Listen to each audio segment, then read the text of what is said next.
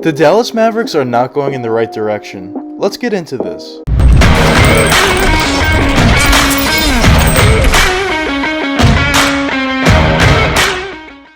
Quickly before we get the video started, if you guys enjoyed this video and want to see more NBA content just like this one, hit that subscribe button and that post notification bell. Anyways, back to the video. Trading for Luka Doncic on draft night in the 2018 NBA draft was definitely and clearly the best decision the Dallas Mavericks made in a very long time. Luka Doncic has barely been in the NBA at this point, and I definitely think he's a top 10 player at this point already, and I don't think it would be crazy to say that Luka Doncic could potentially be the best player in the NBA going forward. Ever since the Dallas Mavericks got Luka Doncic, their entire franchise changed. They changed from a team that wasn't doing great and definitely wasn't making the playoffs or even getting that close, to a team that was definitely a top 5 team or at least a top 6 team in the Western Conference, led by a very legitimate superstar in Luka Doncic. But recently, over the past 2 seasons, the Dallas Mavericks have run into a roadblock, and they go by the Los Angeles Clippers. During the regular season, this Dallas Mavericks team looks amazing, but when it comes to the playoffs, it really comes down to only Luka Doncic. Luka is still playing out of his mind crazy, but the rest of his teammates are just not giving him enough help to actually win a playoff series in the playoffs, and I think we've especially seen this against the Los Angeles Clippers in their playoff matchups over the past 2 years. And unfortunately for the Dallas Mavericks, it appears to be the same story each and every playoff series. The first few games, Luka Doncic is completely playing out of his mind, and his teammates are playing well enough to actually get the win, so the Mavericks would be up 2-0, 3-1, 3-2, whatever, and then the Los Angeles Clippers would completely come back because Luka Doncic is still playing out of his mind, but his teammates kind of dwindle and they're not playing nearly as well as they need to actually win a playoff game. And then that opens a door back up for the Clippers after being down 3-1 or 2-0. Then they start to creep back in, win a few games,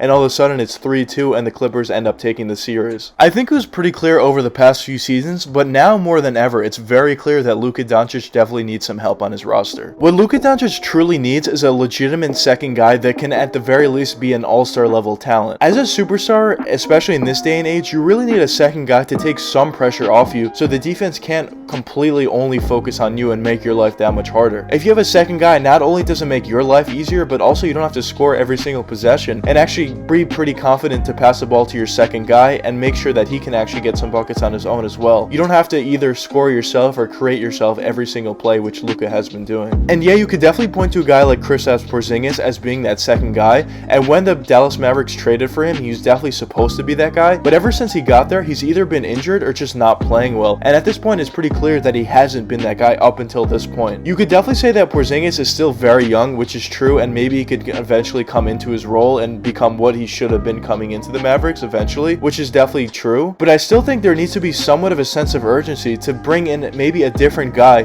maybe trade Porzingis if they have to, or if they even could at that point. He has such a big contract and is not playing well, it's going to be tough to trade him, but there should be some sense of urgency from the Dallas Mavericks to really bring in a second guy for Luka Doncic and take some pressure off him. Luka is of course very, very young, but I think at this point he's very close to in his prime, if not in his prime already, so there really should be a sense of urgency from the Mavericks to really bring in another guy to try to win a championship right now, because you don't know how long your championship window could be. And yeah, you can definitely make the argument that the Dallas Mavericks really just have their hands tied. They don't have a lot of cap space, they don't have a lot of draft picks, they don't have a lot of assets to trade for an actual all-star or even sign one because they don't have money, which is definitely true, but the biggest thing that I like to look for is the Miami Heat. A few seasons back, they were completely in cap hell, they had no money, they had nothing to trade, they were just in a terrible position, but Pat Riley was still able to figure that out and actually ended up trading for Jimmy Butler, and look where they are currently. They have a decent amount of cap space at this point. Well, they used it already, but they had a decent amount of cap space. They had things to trade, they had Jimmy Butler and a superstar, they had a ton of things, and they got that from nothing. Also, another team that I like to look at, this is a little bit of a different situation, but was the Brooklyn Nets. They were terrible, they had nothing to trade, they had no draft picks, they had nothing, they had literally had nothing on the roster, and they were able to get better as well. That was a little different because they had more of a time scale to do it, and they actually had a ton of years to actually get better. But I think both of those teams are very, very good examples of what you could do even if you're not in a great situation. So I think the Dallas Mavericks either need to figure that out or maybe hire a new general manager that could. But besides just completely needing a second star on their team, I think the rest of their roster is actually pretty decent. They have decent players like Jalen Brunson, who I think is good, Tim Hardaway Jr., which has been playing very, very well. They definitely have some other guys on their team that are very good players in this league, and I think they have a decent bench. They have decent starters as well, but the biggest key is just to get that all-star. In the regular season, the team they have is definitely good enough to make it all the way to the playoffs. Even besides Luka Doncic, they have a decent starting level talent on their team and a decent bench as well. But the big difference for the Dallas Mavericks compared to other championship contenders or legitimate championship contenders is they don't have that second superstar, and when it comes down to the playoffs, you really need that guy. Decent level starters or decent level bench players are not going to play as well in the playoffs, especially when they're on the road, and that's the biggest difference. So of course, the first reason why I personally think the Mavericks are not going in the right direction is just not giving Luka Doncic help. But another reason why I don't think the Mavericks are going in the right direction is their whole head coach situation. So of course, head coach Rick Carlisle was coaching the Mavericks for a very, very long time. He was seen as definitely one of the better coaches we do have in the NBA. He was able to win an NBA championship with the Mavericks back when they had Dirk Nowitzki and they beat the Miami Heat. He was definitely overall seen as a very, very good coach and definitely above average. But recently, whatever you want to call it, if the Mavericks fired him, if he just wanted to leave on his own,